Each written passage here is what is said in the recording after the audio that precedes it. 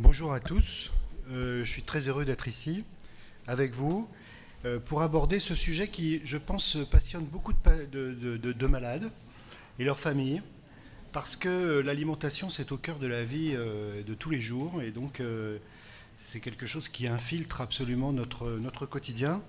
Et le fait de savoir si ça influe sur l'état de santé est très important, non seulement pour les personnes qui sont malades, mais aussi pour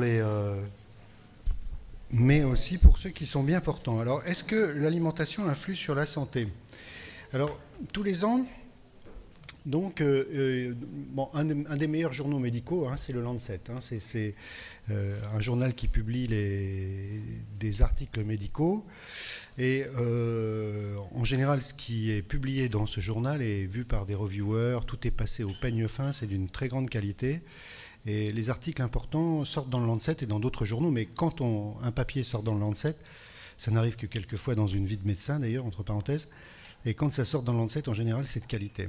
Et tous les ans, il faut un numéro spécial qui est passionnant, qui aborde deux disciplines, la médecine et la géographie, qui est une sorte de mesure de l'état de santé de la population mondiale, où on a un classement des causes de mortalité dans tous les pays du monde, du Qatar au Pérou en passant par la France.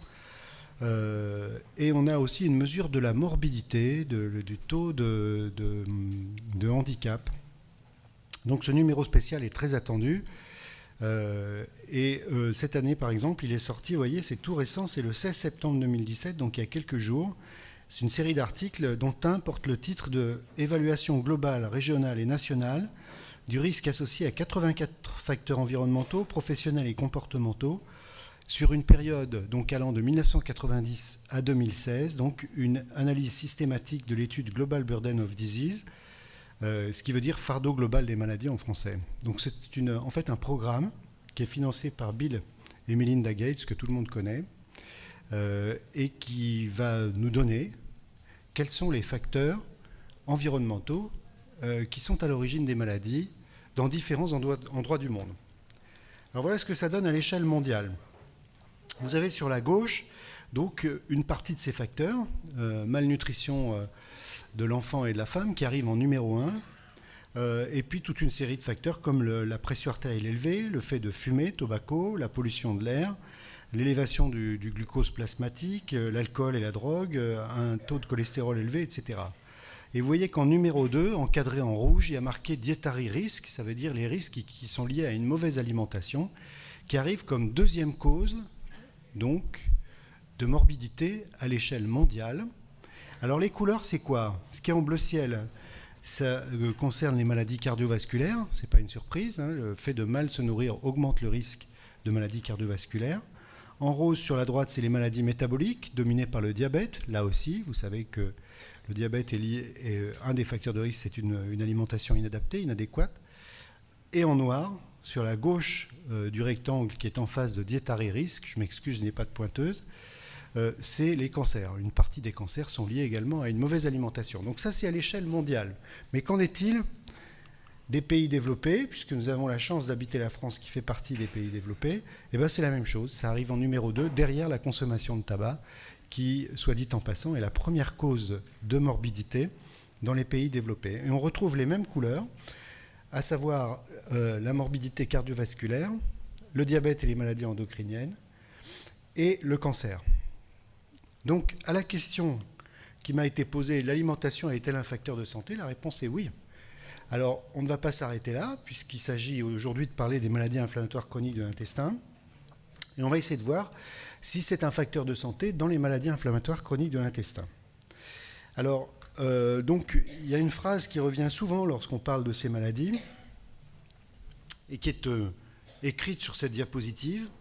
L'hypothèse principale concernant la pathogénie, c'est-à-dire la cause, les mécanismes des maladies inflammatoires chroniques de l'intestin, est celle d'une réponse immunitaire excessive, dirigée contre une partie de la flore intestinale, développée chez des individus génétiquement prédisposés et déclenchée par des facteurs d'environnement.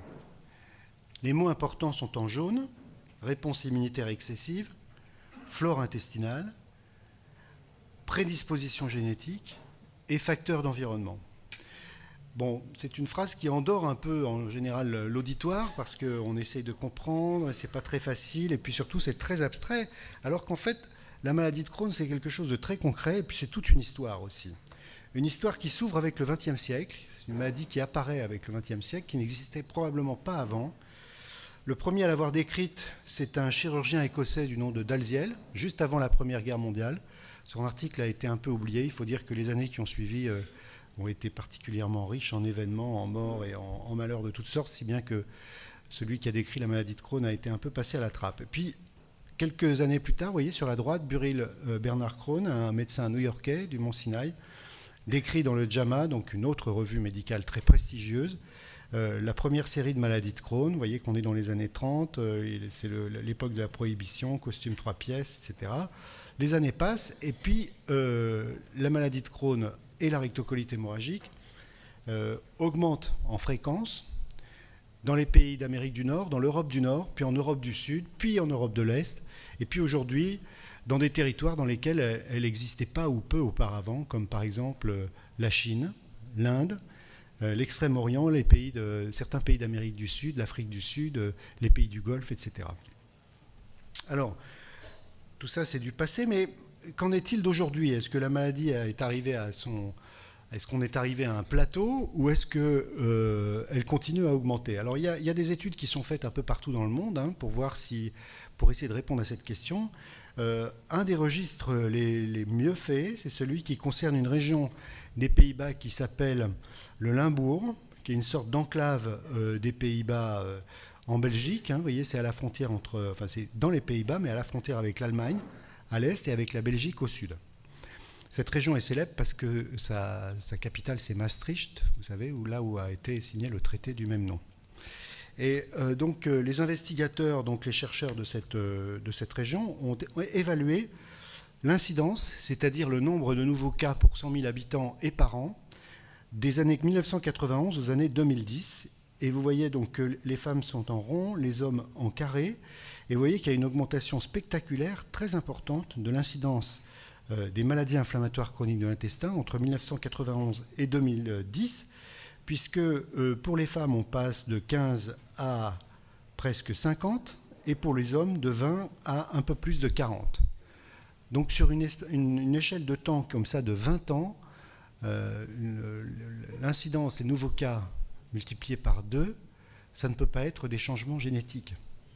Le code génétique de l'homme, de l'espèce humaine, de l'Homo sapiens n'a probablement pas changé depuis son apparition sur la Terre, ou très peu. Les changements génétiques se font à des échelles de temps de centaines, de milliers d'années. Et lorsqu'on a une augmentation de la fréquence aussi importante sur une aussi courte période de temps, c'est lié à des changements dans le mode de vie, dans les facteurs d'environnement.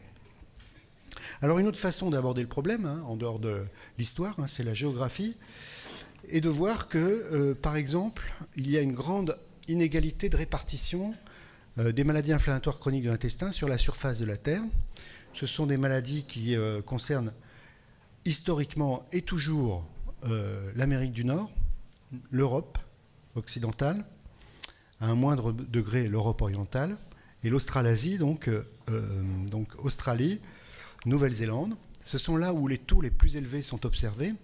Mais il y a aussi des pays qui accèdent au développement et donc aux maladies inflammatoires chroniques de l'intestin, toujours en commençant par la RCH et 10 ans plus tard par la maladie de Crohn. Vous voyez, ce sont les pays du cône sud de l'Amérique latine, l'Afrique du Sud, et puis d'autres pays, on voit par exemple l'Inde et puis la Corée et le Japon, mais qui sont loin derrière en termes de fréquence. Et puis il y a des pays dans lesquels il n'y a pas du tout de maladies inflammatoires chroniques de l'intestin, ou très peu.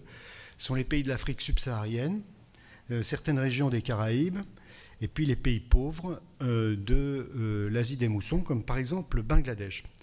Et alors pour faire la part de ce qui est lié à la génétique et à l'environnement, dans les pays comme ça, lorsqu'il y a des inégalités de répartition sur des territoires, une bonne population d'études, ce sont les migrants.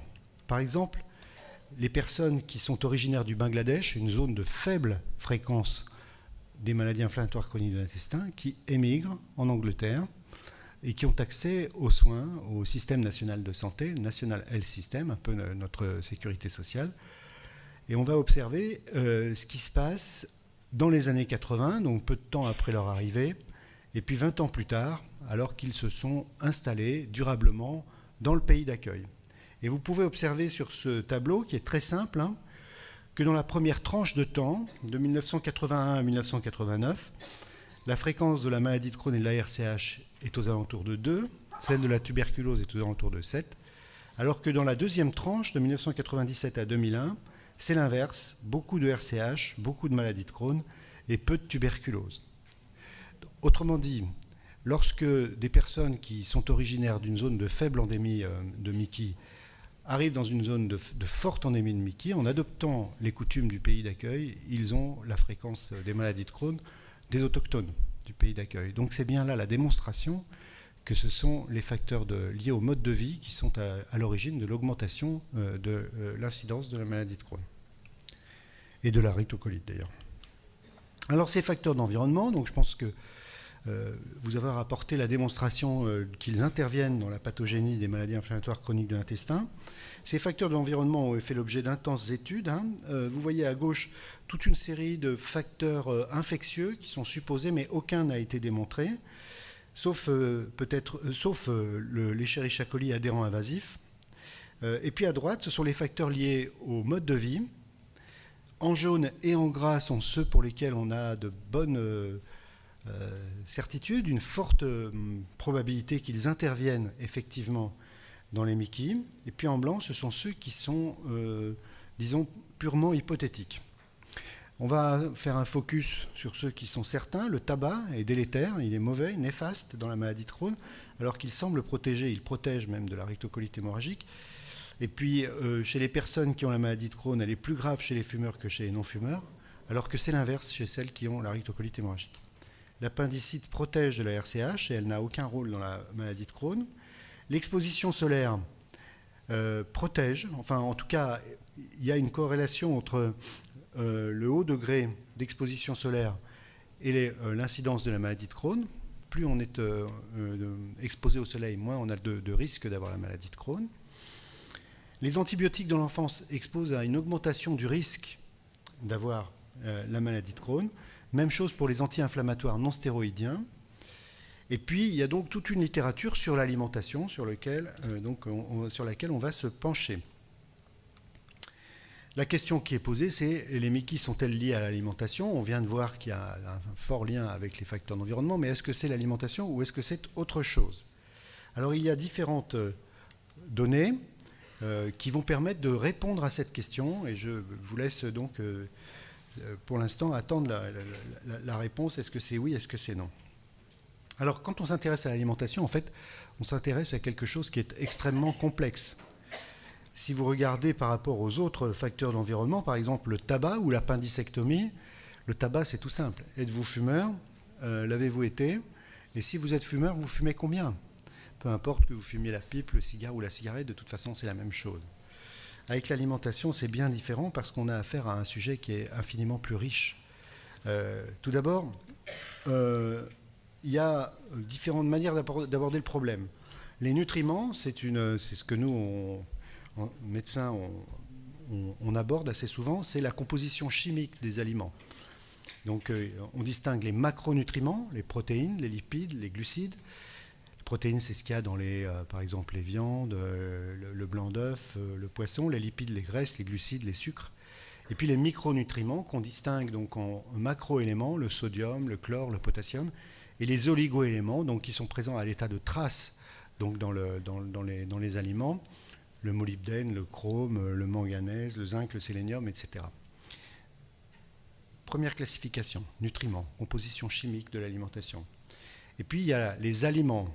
Et il y a une classification qui a été donnée dans les années 50 par un nutritionniste français du nom de Trémolière, qui distingue 6 catégories d'aliments, ceux qui sont riches en protéines, viande, poisson, œufs, les sucres, les matières grasses, les produits laitiers, les céréales et légumineuses et les fruits et légumes. Donc vous voyez qu'on a déjà 2 classifications avec plusieurs catégories dans chacune des classifications. On voit que c'est quelque chose déjà d'assez complexe. Mais on va pas... L'alimentation, ce n'est pas seulement des macronutriments, des micronutriments, des aliments, c'est aussi des profils alimentaires, Le profil alimentaire, par exemple, de la personne qui mange du quinoa et du thé vert est différent de celle qui se gave de chips aromatisés au fromage et de cacahuètes, etc. Vous voyez les profils alimentaires. Ou la manière de consommer aussi. La famille paysanne qui mange du pain avec de la soupe et puis un plat de résistance, salade, fromage, dessert, et puis le nomade qui se nourrit de trucs glanés à droite à gauche avec de la nourriture faite au dernier moment. Les profils alimentaires, c'est très important. Food pattern en anglais. Les additifs.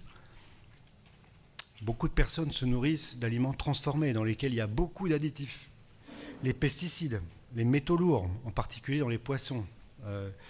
Dans certaines régions du monde, comme par exemple dans les îles Féroé, il y a un vrai problème de consommation de métaux lourds. Le mode de cuisson et de conservation des aliments, le rôle du micro-ondes sur la santé, voilà un sujet qui a été assez peu abordé par exemple.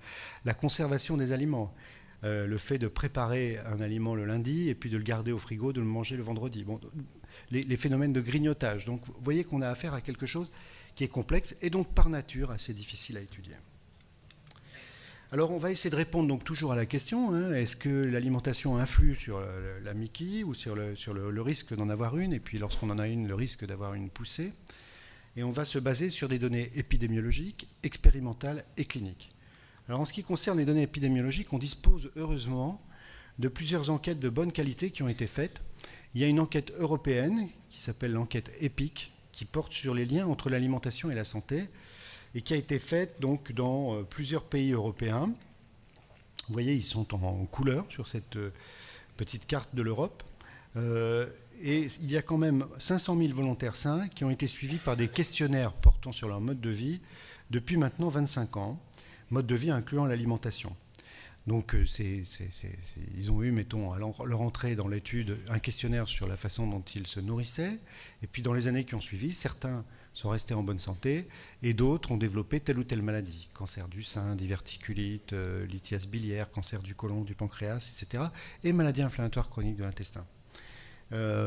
On a comparé l'alimentation de ceux qui sont restés en bonne santé et de ceux qui ont développé une maladie inflammatoire chronique de l'intestin. Donc c'est très important de le faire avant que la maladie arrive, parce que lorsqu'elle est là, elle modifie la façon de manger. Si vous avez mal au ventre, par exemple, ou la diarrhée, vous allez manger fatalement moins de fruits et de légumes, évidemment. Donc c'est ce qu'on appelle une causalité inverse. C'est-à-dire que la maladie cause une modification de l'apport alimentaire. Ce qu'on veut savoir, c'est si l'alimentation cause la maladie. Donc il faut se mettre avant celle-ci, et non pas au moment de celle-ci. C'est tout l'intérêt de ces travaux prospectifs. Alors, voilà par exemple celui auquel on a participé, qui a été un des premiers donc, dans ce domaine. Vous voyez que Q, ça veut dire questionnaire. C'est au 3e questionnaire qu'il y a eu une enquête sur l'alimentation. Et puis dans les années qui ont suivi, donc 67 000 femmes, puisque ce sont des femmes dans l'étude française affiliée à EPIC, 67 000 femmes ont été suivies prospectivement. Certaines ont développé une maladie inflammatoire chronique de l'intestin incidente, c'est-à-dire une nouvelle maladie inflammatoire chronique de l'intestin. Alors les questionnaires alimentaires sont extrêmement détaillés. Vous voyez qu'il y a des photographies sur les différents items alimentaires. Alors là, il y a une soupe de légumes. À droite, il y a des pâtes, si je distingue bien. Et puis, elles sont photographiées en différentes quantités. Assiette à moitié pleine, à moitié vide, un plat de pâtes avec juste de cuillerée, ou au contraire une hémisphère de pâtes noyée dans la sauce tomate avec du fromage. Bref. Donc, questionnaire alimentaire très détaillé, il y en a pour 50 pages quand même, et validé, c'est-à-dire que les questions ont été testées chez des volontaires, et on a pu voir qu'elles étaient appropriées et elles permettaient d'évaluer précisément l'apport alimentaire. Un énorme travail, un énorme travail. Donc, ces enquêtes ont été conduites en Europe, mais aussi aux États-Unis, car il y a une étude similaire qui a été menée chez les nurses, c'est-à-dire chez les infirmières. Et à partir de ces travaux, voilà les conclusions que l'on peut tirer. Nous avons observé une corrélation entre l'apport alimentaire en protéines et le risque de maladie de Crohn, particulièrement chez les femmes. Ce point-là n'a pas été testé aux États-Unis. Aucun lien n'a été mis en évidence entre l'apport en sucre et le risque de Mickey, ni en Europe, ni de l'autre côté de l'Atlantique. S'agissant des graisses, en fait, la conclusion est nuancée, en ceci qu'il y a plusieurs types de graisses. Des graisses saturées, celles qu'on trouve dans l'alimentation, dans les viandes par exemple. Des graisses monoinsaturées, c'est l'huile d'olive. et puis des graisses polyinsaturées qui sont subdivisées en deux types, les N-6 et les N-3. Vous savez, les N-3, ce sont les oméga 3. Ces graisses qu'on trouve dans les poissons gras, comme par exemple le hareng ou la sardine, alors que les oméga 6, on les trouve dans la viande rouge, la margarine et l'huile de tournesol, par exemple. Eh bien, des deux côtés de l'Atlantique, il a été mis en évidence un lien statistique significatif entre un apport élevé en N-6 et faible en N-3 et le risque de rectocolite hémorragique. En rouge, donc, ce sont les aliments qui sont à l'origine d'un excès de risque. Et en bleu, sont ceux qui sont à l'origine d'une diminution du risque. Nos collègues américains ont observé une corrélation donc, entre un apport faible en fibres et le risque de maladie de Crohn. Et des deux côtés de l'Atlantique, il y a des arguments indirects qui suggèrent qu'un déficit en vitamine D est associé à un risque plus élevé de maladie de Crohn. D'accord ? Alors, comme je vous le disais, on ne mange pas des nutriments, mais on mange des aliments. Et ces aliments sont corrélés les uns aux autres. Je vous ai donné tout à l'heure deux exemples. C'est vrai que les personnes qui boivent du thé vert ont plus de chances de manger du quinoa que de manger des trucs industriels, du genre des pizzas industrielles, etc. Et l'inverse est vrai aussi.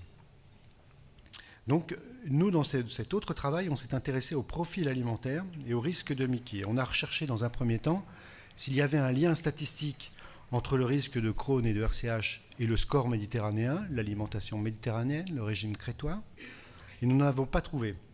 Par contre, nous avons observé une augmentation du risque de RCH chez les gros consommateurs de soda et de sucreries, surtout s'ils mangent peu de légumes. C'est un profil, disons, occidental, un peu junk food, un peu malbouffe, si vous voulez, qui est corrélé au risque de voir apparaître une rectocolite hémorragique. Alors, quand on met en évidence un lien entre un facteur et une maladie, ici entre l'alimentation et le risque de maladie inflammatoire chronique de l'intestin, on a souvent tendance à conclure que c'est un lien de causalité. Mais ce n'est pas forcément aussi simple. Ça peut être que l'alimentation cause la maladie inflammatoire chronique de l'intestin, ou c'est un facteur causal de la maladie inflammatoire chronique de l'intestin, mais ça peut être une causalité inverse. On vient d'en parler. Si vous avez des signes avant-coureurs d'une maladie inflammatoire chronique de l'intestin, vous avez des symptômes, mais vous n'en avez pas parlé à votre médecin, le diagnostic n'est pas fait, et donc vous modifiez votre alimentation, par exemple en diminuant l'apport en fibres. C'est ce qu'on appelle un phénomène de causalité inverse. Une autre possibilité qui peut lier un facteur à une maladie, c'est ce qu'on appelle un facteur de confusion. Vous pouvez mettre des facteurs de corrélation, des corrélations statistiques entre des choses qui n'ont rien à voir les unes avec les autres. L'exemple classique, c'est la corrélation entre, je ne sais pas moi, la consommation de fromage et le risque de suicide par pendaison. Ça ne signifie pas que les mangeurs de fromage sont dépressifs et qu'ils se suicident plus que les autres. Ça signifie qu'il y a, si cette corrélation existe, qu'il y a un facteur de confusion qui n'est pas mesuré dans cette affaire. Donc, c'est ce qu'on appelle les biais, et les épidémiologistes sont tout le temps en train de se battre contre les biais. Donc, je vous passe cette discussion, mais c'est quand même important parce que c'est pour dire que lorsqu'on met en évidence un lien statistique entre deux facteurs, il y a tout un travail ensuite pour voir si ce lien est réel, s'il est causal ou si c'est le fruit du hasard ou d'un facteur de confusion. Alors, comment faire pour dépasser ce problème? Eh bien, par exemple, par des données expérimentales. Alors, on ne va pas rentrer dans le détail parce que c'est encore plus compliqué, mais par exemple, il y a des données sur le fait que la Western Diet, c'est-à-dire l'alimentation de type occidental, avec beaucoup d'alimentation transformée, d'aliments transformés, des additifs, etc., induit une dysbiose, c'est-à-dire un déséquilibre de la flore intestinale, et donc favorise la colonisation par des bactéries qui ont un pouvoir inflammatoire, les AIEC, qui ont été décrites par Arlette Darfeuille-Michaud, qui nous a quittés il y a quelques années et qui était une bien connue de l'association Au Petit. Un autre article, je ne vous ai sélectionné que des articles qui sont parus dans des revues extrêmement prestigieuses. Là, c'est la revue Nature. qui montre que dans des souris, voilà, qui décrit une expérience de souris qui sont nourries avec des quantités importantes de graisse dérivée du lait, qui modifie donc la composition de la flore intestinale, et celles qui sont génétiquement modifiées vont développer une colite inflammatoire. Donc vous avez là le lien entre un facteur d'environnement, en l'occurrence une alimentation riche en graisse dérivée du lait, les modifications du microbiote, la génétique et la survenue d'une inflammation de l'intestin. Et puis plus récemment, Benoît Chassin, qui est un élève d'Harley Darfay-Michaud, qui maintenant est à Atlanta, a décrit, donc toujours dans la revue Nature, donc c'est pas de la petite bière, hein, tout ça, hein, c'est quand même des expériences qui paraissent dans des revues très prestigieuses, qui décrit donc que les émulsifiants, vous savez ce que c'est que les émulsifiants, c'est des produits qu'on trouve dans l'alimentation, les aliments transformés, et qui permettent d'homogénéiser les aliments. On en trouve dans les glaces, dans les pâtes chocolatées, sans citer de nom. Certains jus aussi, vous savez, les jus d'ananas ont tendance à sédimenter en plusieurs couches. Et lorsqu'ils ne le sont pas, c'est que généralement, c'est qu'il y a de l'émulsifiant qui met du liant entre les différents produits. Donc cette série d'expériences décrit donc l'impact des émulsifiants sur la composition de la flore intestinale, et puis sur le risque d'avoir une colite expérimentale. Donc il y a des données expérimentales qui montrent un lien, là encore, entre l'alimentation et l'inflammation de l'intestin, des choses que nous avaient fait entrevoir les études épidémiologiques. La troisième série d'arguments, ce sont les données cliniques. Vous savez qu'une façon de soigner les poussées de maladie de Crohn, en particulier chez l'enfant, mais chez l'adulte aussi, c'est d'administrer donc de la nutrition entérale. Par ici, chez cette jeune fille, là, vous voyez une sonde nasale qui va jusque dans l'estomac. Et donc les personnes reçoivent une alimentation exclusive, c'est-à-dire que généralement ils ne mangent pas en plus de l'alimentation qui leur est fournie par sonde nasogastrique. Et lorsqu'on fait ça, sans autre médicament, ça marche. C'est-à-dire que c'est actif sur les symptômes, comme le montre par exemple cet essai randomisé. Randomisé veut dire random, en anglais c'est le hasard, tirage au sort. On a tiré au sort donc des enfants atteints de poussées de maladie de Crohn, qui ont reçu soit des corticoïdes, qui sont en continu là-dessus, en pointillé, soit une alimentation entérale. Et vous voyez que le PCDAI, qui est le pédiatrique CDAI, qui mesure l'intensité des symptômes, baisse autant chez les enfants qui ont reçu une alimentation entérale que chez ceux qui ont reçu des corticoïdes. Autrement dit, cette façon de s'alimenter est aussi efficace qu'un traitement par corticoïdes. C'est important parce que chez l'enfant, il y a un enjeu qui est la croissance, et les corticoïdes inhibent la croissance. Et donc vous voyez là que l'alimentation entérale est aussi efficace que les corticoïdes dans cette maladie.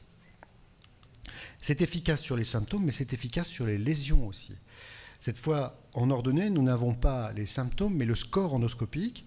Avant l'essai, trial veut dire essai en français, les deux bras, corticoïdes et nutrition entérale, ont la même gravité.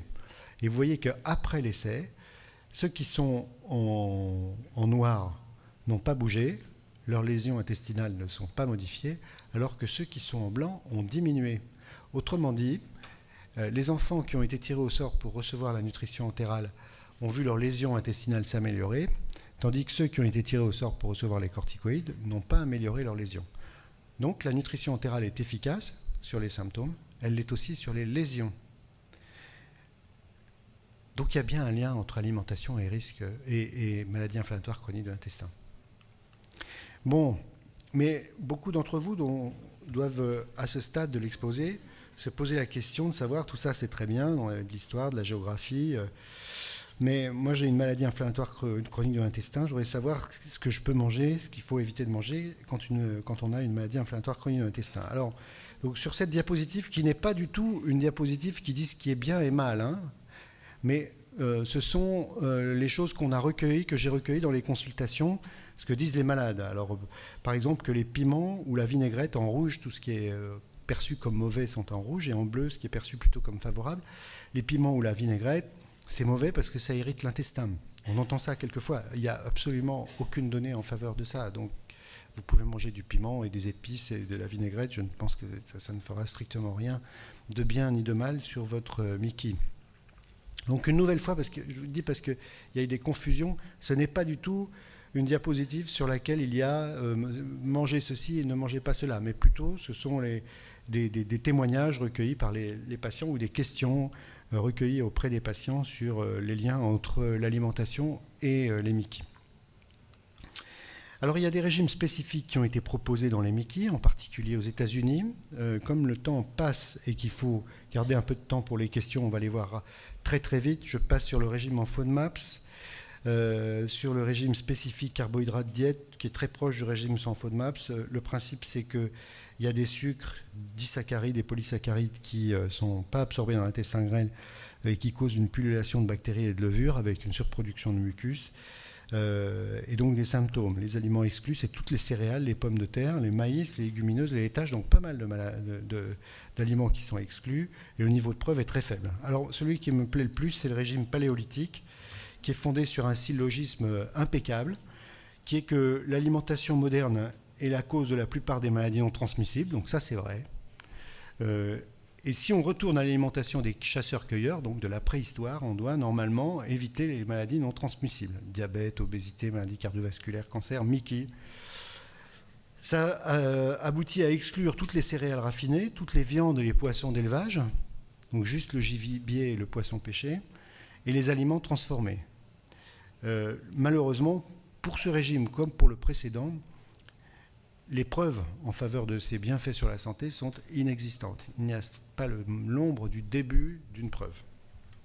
Passons sur la suite. Ces régimes sont intéressants comme ça, mais le niveau de preuve est strictement insuffisant. On ne peut pas nous les prescrire puisqu'il n'y a strictement aucun élément en faveur de leur effet bénéfique. Alors on peut dire n'importe quoi aussi, que le lait de jument, c'est bon pour la maladie de Crohn ou la rectocolite hémorragique. On peut dire, écrire n'importe quoi, et vous savez bien que ça se fait tout le temps sur Internet, dans lequel vous trouvez le pire et le meilleur. Vous pouvez trouver des blogs où un tel a dit que boire ceci ou manger cela était bon. Mais ce qui est important, c'est de savoir si c'est vrai ou si c'est faux. Et on a vu ensemble que pour démontrer une vérité, fût-elle parcellaire, c'est un travail énorme. C'est un travail gigantesque. Laboratoire, données épidémiologiques, données cliniques, etc. Pour ces régimes, le niveau de preuve est inexistant. Alors, il y a quand même eu des études sur les liens entre composition de l'alimentation et risque de poussée de maladies inflammatoires chroniques de l'intestin. Et si l'on regarde ce qui a été publié et que l'on juge que l'on juge sur la qualité des travaux, s'agissant de la maladie de Crohn, on peut conclure qu'il n'y a pas de preuve directe qu'un conseil diététique spécifique apporte une amélioration de la maladie de Crohn. Il y a cependant des éléments indirects en faveur d'une réduction de l'apport en graisse animale, on avait déjà commencé à le voir avec l'histoire des N-6, des émulsifiants et des fibres dures uniquement au cas de sténose. Vous savez que lorsqu'on a une sténose de l'intestin, il faut éviter de manger certains aliments, comme par exemple la noix de coco, qui est mal digérée par l'intestin, qui peut se coincer donc dans une sténose et être à l'origine d'une occlusion. Et puis il y a des éléments indirects en faveur de l'effet bénéfique d'une supplémentation en vitamine D. Dans la RCH, tout se résume à une seule étude qui a montré une corrélation entre un apport élevé en viande et le risque de poussée. Voilà, c'est tout ce qu'on a à se mettre sous la dent d'à peu près fiable dans ce domaine. C'est tout l'intérêt d'un projet dont le promoteur est l'association François Aupetit, qui s'appelle Mickeynote, une étude pédiatrique qui va porter sur les habitudes alimentaires en période de rémission et le risque de rechute de Mickey. Cette étude qui est financée par l'AFA et qui va être lancée en courant 2018, l'investigateur principal est le professeur Jean-Pierre Hugo, qui va venir vous parler, je crois, de génétique dans quelques temps. Donc c'est lui l'investigateur principal. C'est une étude importante qui va justement essayer de répondre à la question qu'est-ce qu'il faut manger ou éviter de manger pour avoir une diminution du risque de pousser. Donc ce sera une étude très très importante, d'abord ouverte aux enfants et ensuite, je pense, aux adultes. Alors pour finir, je pense qu'il faut attirer votre attention sur le fait que les aliments nourrissent, mais ils peuvent aussi être des vecteurs d'infection. Sur la partie gauche de la diapositive, vous avez des aliments et sur la partie droite, les germes qu'ils peuvent véhiculer. Et vous voyez que tout ce qui est animal cru tartare, sushi, œufs crus comme dans la mayonnaise par exemple, crustacés crus, etc., peut transmettre des maladies. Bon, c'est un risque à prendre, mais lorsqu'on est sous immunosuppresseur, c'est un risque qu'il faut prendre en considération puisque lorsqu'on a une MIC-I et sous un immunosuppresseur, certaines infections peuvent être sévères. Même commentaire en ce qui concerne les laitages, les fromages non pasteurisés qui peuvent être des vecteurs d'infection. Et personnellement, je déconseille à mes patients de prendre des fromages au lait cru. En conclusion, l'alimentation est-elle un facteur de santé dans les MIC-I? La réponse est oui, car des données épidémiologiques et expérimentales suggèrent que l'alimentation occidentale est un facteur de risque d'apparition des MIC-I. Deuxièmement, la nutrition entérale est un traitement efficace des poussées de maladie de Crohn. En revanche, il n'y a quasiment pas de données fiables sur le régime alimentaire associé avec une moindre activité des MIC-I, enfin ou très peu. Et je vous recommande d'éviter les viandes, poissons et œufs crus, ainsi que les laitages non pasteurisés, surtout si on est traité par immunosuppresseur. Je voudrais, avant de finir, dire merci à l'équipe de 3N de Paris Sud, donc, qui a beaucoup travaillé sur le sujet, et rendre un hommage appuyé à Marie-Christine Boutron, qui connaît très bien sur les relations sur les aliments et la santé, bien au-delà du champ des MIC-I. Merci de m'avoir écouté.